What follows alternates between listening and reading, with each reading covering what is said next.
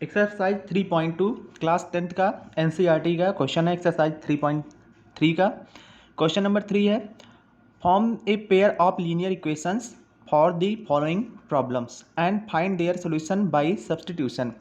मतलब यहाँ पर कुछ क्वेश्चन दिए गए हैं, उनका हमें लीनियर इक्वेशन फॉर्म करना है और उसके बाद उनका हमें सॉल्यूशन फाइंड करना है बाय सब्स्टिट्यूशन मेथड से फाइंड करना है हमें।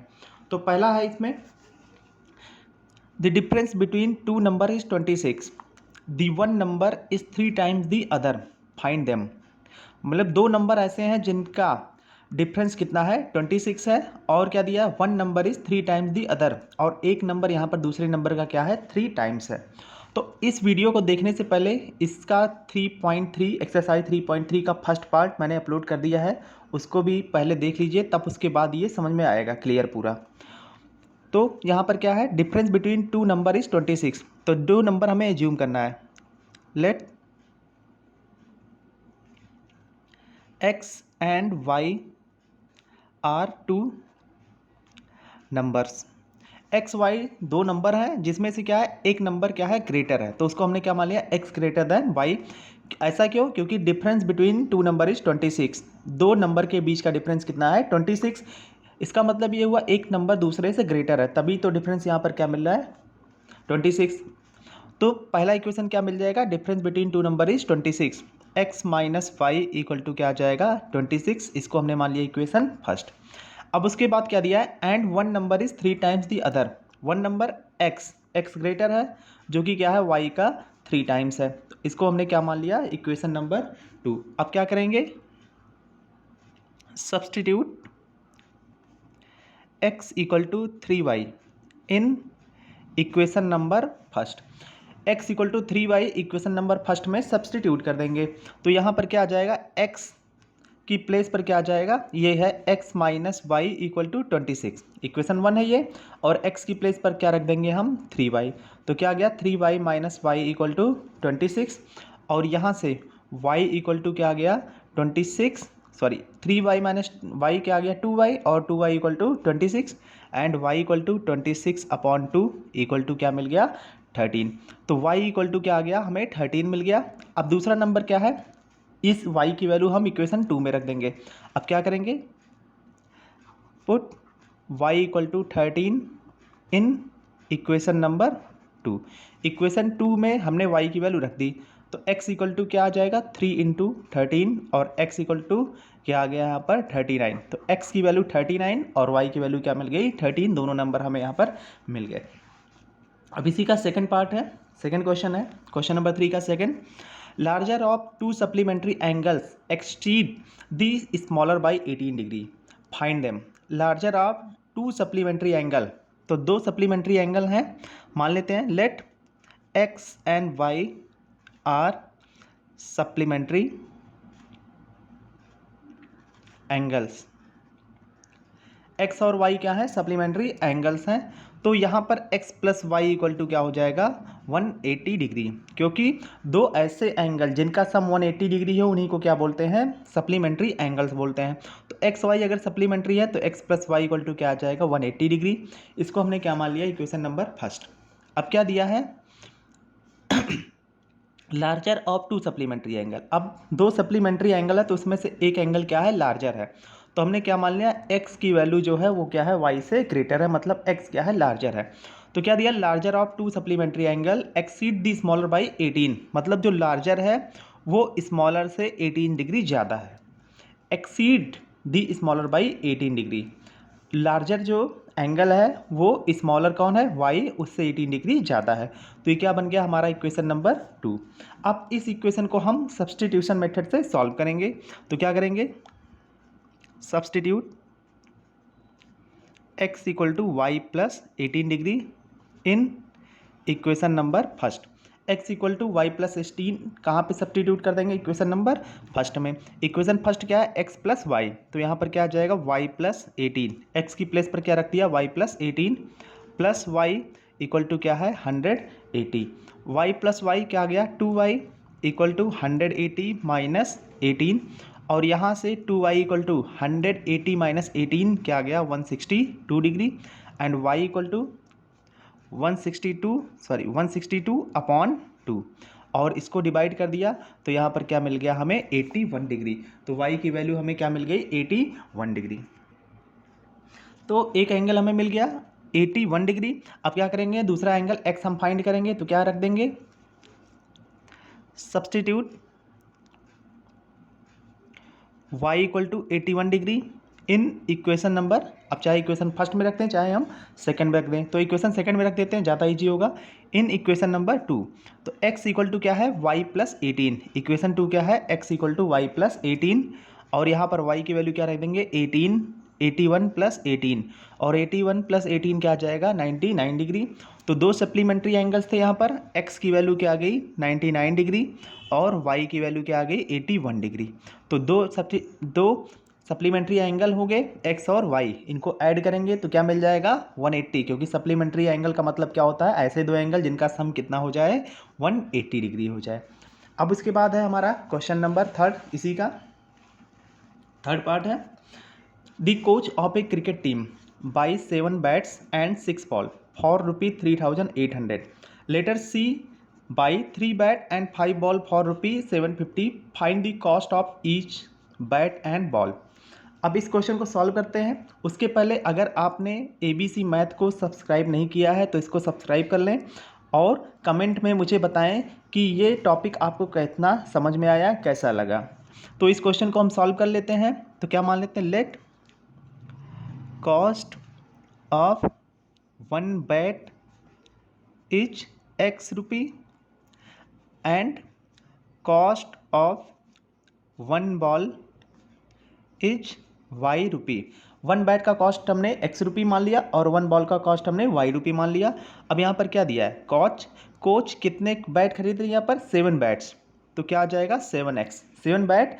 तो 1 बैट का प्राइस क्या है X, तो 7 बैट का प्राइस क्या हो जाएगा 7x, प्लस साथ में क्या खरीद रही है 6 बॉल, तो 1 बॉल का कॉस्ट क्या है Y रुपी, और तो यहाँ से 6 बॉल का कॉस्ट क्या आ जाएगा 6y इक्वल टू क्या है 3,800। इसको हमने मान लिया इक्वेशन नंबर 1। अब आगे क्या दिया है, लेटर सी बाई 3 बैट्स, कितना बैट्स बाई कर रही है 3 एंड 5 बॉल्स, तो क्या आ जाएगा यहाँ पर प्लस 5y इक्वल टू कितने में टोटल 1750 रुपी। ये क्या आ गया इक्वेशन नंबर 2।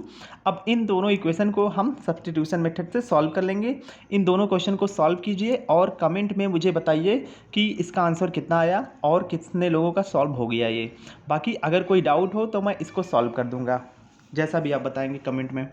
अब उसके बाद क्या है, अगला क्वेश्चन है 4th, the taxi charge in A city consist of a fixed charge together with the charge for the distance covered. For a distance of 10 km, the charge paid is 105 rupee, and for 15 km, charge is 155 rupee. What are fixed charge and charge per kilometer? How much does a person have to pay for traveling a distance of 25 km? अब क्या दिया है यहाँ पर question में, कोई किसी city में टैक्सी का जो चार्ज है, यहाँ पर क्या दिया है, taxi charge in A city consist a fix charge. तो अगर हम टैक्सी से ट्रेवल करते हैं किसी पार्टिकुलर सिटी में तो वहाँ पर पहले क्या होता है, एक फिक्स चार्ज होता है, उसके बाद क्या लगता है चार्ज पर फॉर ए डिस्टेंस कवर्ड, और उसके बाद पर किलोमीटर का चार्ज भी लगता है। तो क्या मान लेंगे, let fix charge is X rupee and charge per kilometre is Y rupee. हमने यहाँ पर क्या मान लिया, फिक्स चार्ज कितना है X रुपी और चार्ज पर किलोमीटर कितना है Y रुपी। अब उसके बाद क्या दिया है यहाँ पर, for a distance of 10 kilometre, मतलब 10 किलोमीटर डिस्टेंस के लिए। यहाँ पर सॉल्व करते हैं, for distance of 10 kilometre, 10 kilometre distance के लिए पहले हम सॉल्व करते हैं। तो क्या दिया है यहाँ पर, देखिए जब 10 किलोमीटर डिस्टेंस हम ट्रेवल करेंगे तो उसके लिए क्या होगा, पहले तो फिक्स चार्ज लगेगा, तो फिक्स चार्ज कितना है X, और उसके बाद पर किलोमीटर चार्ज कितना है Y रुपी, और कितना ट्रेवल किया जा रहा है यहाँ पर 10 किलोमीटर, तो इस टोटल चार्ज कितना हो जाएगा X प्लस 10Y, और वो टोटल चार्ज कितना पे करना पड़ रहा है यहाँ पर 105 रुपी। तो ये क्या बन गया हमारा इक्वेशन 1। अब उसके बाद क्या दिया है, फॉर 15 किलोमीटर, फॉर 15 किलोमीटर। अब 15 किलोमीटर के लिए भी क्या है, फिक्स चार्ज तो देना ही होगा। तो फिक्स चार्ज कितना है, x, और कितना डिस्टेंस जा रहा है 15, और पर किलोमीटर चार्ज यहाँ पर क्या है y रुपी, तो क्या आ जाएगा x प्लस 15y। और उस केस में टोटल चार्ज कितना पे करना पड़ रहा है, 155। तो ये क्या बन गया हमारा इक्वेशन नंबर 2। अब इस इक्वेशन 1 और इक्वेशन 2 को हम सॉल्व करेंगे। तो इक्वेशन 1 से हम सॉल्व करते हैं from equation number first. Equation first क्या है, x plus 10y equal to 105, और इक्वेशन 2 है x plus 15y equal to 155। तो from equation 1 x plus 10y equal to क्या है 105, और यहाँ से हम क्या लिख सकते हैं, x equal to 105 minus 10y। ये क्या बन गया हमारा इक्वेशन नंबर 3। अब क्या करेंगे, substitute value of x from equation 3 to equation 2। अब क्या करेंगे, इक्वेशन 3 से हम x की वैल्यू को इक्वेशन नंबर 2, ये हमारा इक्वेशन नंबर 2 है, इसमें सब्स्टिट्यूट कर देंगे हम। तो क्या आ जाएगा, इक्वेशन 2 क्या था, x plus 15y equal to 155, और यहाँ पर x की प्लेस पर हम क्या रख देंगे, 105 माइनस 10y, प्लस यहाँ पर 15y पहले से ही है, ये 105 माइनस 10y हमने इक्वेशन 3 से इस x की वैल्यू यहाँ पर सब्स्टिट्यूट की है इधर, प्लस 15y इक्वल टू क्या आ जाएगा 155, और यहाँ से देखिए माइनस 10y प्लस 15y क्या आ जाएगा 5y इक्वल टू 155 माइनस 105 को राइट साइड में ट्रांसफर करेंगे तो क्या आ जाएगा माइनस 105, और यहाँ से y equal to 5y equal to 155 minus 105, दोनों को सेपरेट किया, क्या गया 50, and y equal to 50/5 equal to क्या गया यहाँ पर 10 रुपी। तो चार्ज पर किलोमीटर कितना मिल गया, चार्ज पर किलोमीटर y कितना मिल गया हमें 10 रुपी। तो पर किलोमीटर का चार्ज मिल गया। अब हमें फिक्स चार्ज मतलब x फाइंड करना है, तो क्या करेंगे, now put y equal to 10 in equation number 3। अब इस y जो हमें y की वैल्यू 10 मिली है, इसको हम इक्वेशन नंबर 3 में सब्स्टिट्यूट कर देंगे। तो x इक्वल टू क्या आ जाएगा, यहाँ पर x इक्वल टू क्या आ जाएगा 105 माइनस 10 इंटू 10, और ये क्या आ जाएगा 105 माइनस 100 इक्वल टू क्या आ गया यहाँ पर 5 रुपी। तो यहाँ पर fix charge x, fix charge जो x हमने माना था वो कितना मिल गया हमें 5 रुपी। अब क्या फाइंड करना है उसके बाद, how much does a person have to pay for travelling a distance of 25 kilometre, मतलब 25 किलोमीटर ट्रेवल करने के लिए किसी पर्सन को कितना पे करना पड़ेगा। तो यहाँ पर सॉल्व कर लेते हैं, पे फॉर 25 किलोमीटर, 25 के लिए कितना पे, 25 किलोमीटर के लिए कितना पे करना पड़ेगा, पहले तो फिक्स चार्ज देना पड़ेगा, फिक्स चार्ज कितना है x, प्लस उसके बाद 25 किलोमीटर, और चार्ज पर किलोमीटर कितना है y, तो क्या आ जाएगा x प्लस 25y। x की वैल्यू कितनी है यहाँ पर 5, प्लस 25 इंटू वाई की वैल्यू कितनी आई है 10, और ये क्या आ जाएगा 5 प्लस 250 इक्वल टू कितना आ जाएगा 255 रुपी। तो 25 किलोमीटर ट्रेवल करने के लिए टोटल 255 रुपी पे करने पड़ेंगे। अब इसी का फिफ्थ क्वेश्चन है, इफ फ्रैक्शन बिकम्स 9/11, कोई फ्रैक्शन है कितना हो जाता है 9/11, if 2 is added to both the numerator and denominator, अगर बोथ न्यूमरेटर और डिनोमिनेटर में हम 2 को ऐड कर देते हैं। If 3 is added to numerator and denominator it becomes 5/3। अब दूसरा केस क्या है, अगर हम 3 ऐड कर देते हैं न्यूमरेटर और डिनोमिनेटर में, n क्या है न्यूमरेटर, d क्या है डिनोमिनेटर, इट बिकम्स 5/6। तो फ्रैक्शन हमें फाइंड करना है। तो क्या मान लेते हैं, लेट द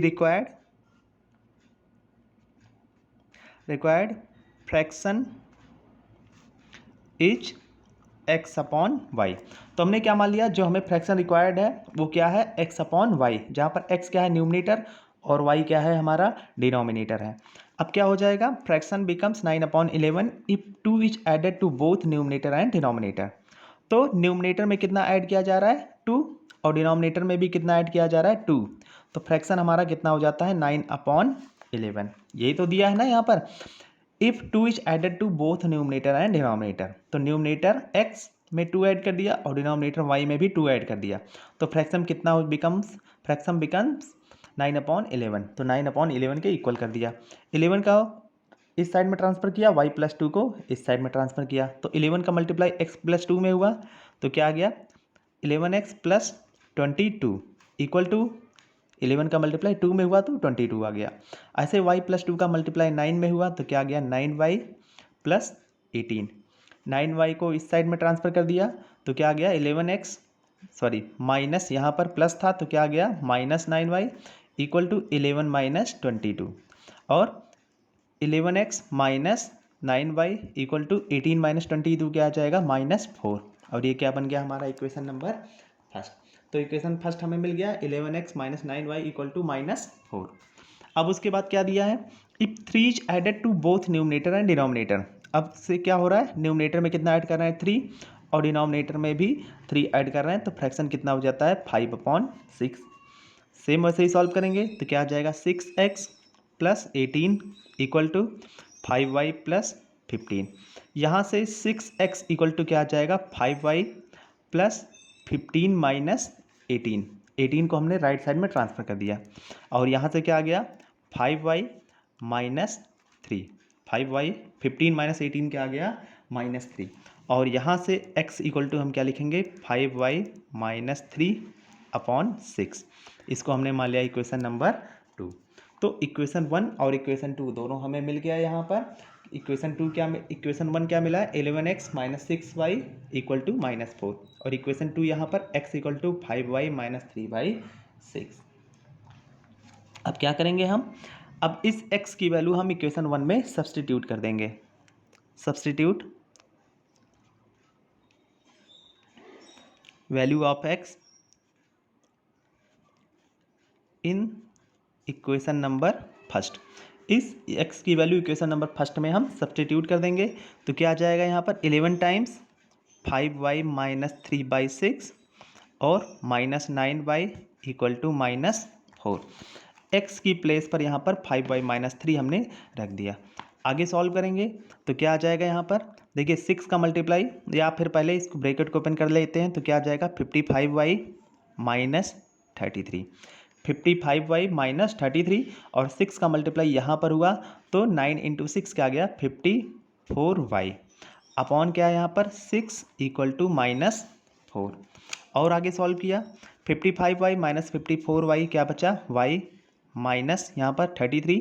इस 6 को इधर ट्रांसफ़र कर दिया तो 6 × 4 क्या आ गया -24 और यहाँ से y इक्वल टू क्या आ जाएगा 33 को राइट साइड में ट्रांसफ़र किया तो इधर माइनस था तो राइट साइड में आके क्या हो जाएगा प्लस। तो y इक्वल टू 33 - 24 एंड 33 - 24 दोनों को सेपरेट किया तो हमें क्या मिल गया y की वैल्यू क्या मिल गई 9 मिल गई। तो y इक्वल टू क्या आ गया यहाँ पर 9। अब इस y की वैल्यू को हम कहाँ रख देंगे इक्वेशन नंबर 2 में तो हमें किसकी वैल्यू मिल जाएगी यहाँ पर हमें मिल जाएगी x की वैल्यू मिल जाएगी और x क्या हमारा न्यूमरेटर। तो इसको मैं इधर पेज पे सॉल्व कर लेता हूँ यहाँ पर। अब क्या करना है put y equal to 9 in equation number 2। Equation 2 क्या है हमारा x equal to 5y - 3/6। Equation 2 क्या था 5y - 3/6 और यहाँ पर y की वैल्यू कितनी है 9 है तो 5 × 9 - 3/6 एंड 5 × 9 क्या आ गया 45 - 3/6 यहाँ से क्या आ गया 42/6 और ये क्या आ गया 7। तो x इक्वल टू क्या आ गया 7 और y इक्वल टू क्या है 9।